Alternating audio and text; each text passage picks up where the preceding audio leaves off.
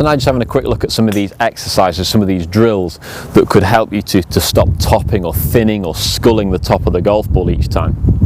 Now I'm going to position this golf ball here in a normal place in my stance for the 6-iron club that I have. So the bottom of my swing should be at the golf ball and in front of the golf ball. So this area here should probably be the lowest part of my swing. That would be the bottom of the divot. Now I often see golfers though where the bottom of their swing is here in the middle of their stance or even over the top of the golf ball. And that can result in the ball being topped quite badly and rolled across the ground. So the bottom of your swing wants to be a good couple of inches after the golf ball and should be about an inch below the surface of the ground. And this is where we should be taking the divot from. Now in order to get the bottom of your swing to be here, this is where the centre of your body is going to need to be at impact, and certainly where your body weight is going to need to be. You can appreciate here that if I'm leaning back as I swing, this is where I hit the ground towards my back foot. If I start leaning forwards with my body weight, I start to skim the ground back in the centre. And if I get my body weight where it should be at impact over on my left side, you can see that I'm now hitting the ground in front and after the golf ball. Now a great little exercise to help you get the feeling to be doing that would actually be to position the golf ball way too far forwards. Position it right out the side, your left foot or your leading foot.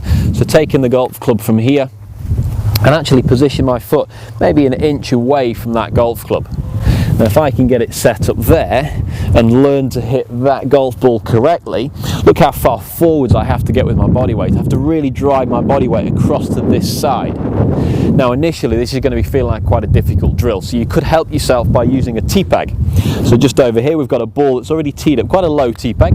I'm going to position the ball in front of my front foot, so way too far forwards from where it would normally be. I'm now going to endeavour to try and get a swing on that gets the ball up in the air.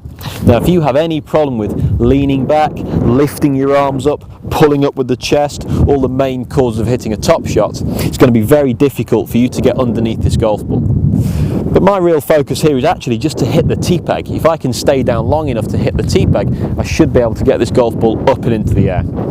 So it's too far forwards in my stance, but it's a great little drill. Nice setup position, and I go ahead, swing and hit the tee. And I caught that ball nicely. It goes very high because it was right at the front of my stance. The tee peg's been knocked over here and it's just in a very small divot. And there we go. But you saw how far forwards I had to get to hit the golf ball. So if you could repeat that task maybe 20 or 30 times when you go to the practice ground, each time really chasing it forward, staying down for a long time, get that extension over that front foot, you should feel that you're going to get underneath the golf ball an awful lot better, particularly when the golf ball's moved back to here. Having said that, when the ball is back in its normal position, try and focus on still hitting some way in front of it. Don't think, well, now it's back in front of me, I can do my old thing and lean back and hit it from the top again. I want you to really chase it forwards and stretch out to that front foot as if the golf ball was still out in front of you. It's a great little practice drill that you can do on the golf course, this one as well. So before your tee shot or before one of those troublesome iron shots, maybe if the lie isn't particularly good and it's a bare lie, you've got the feeling that one of those top shots is going to creep up on you, you could practice by putting a leaf or a blade of grass right out in front of that front foot, 2 or 3 practice swings, trying to stay down nice and low and hitting that ball from that, or hitting that leaf from that front foot.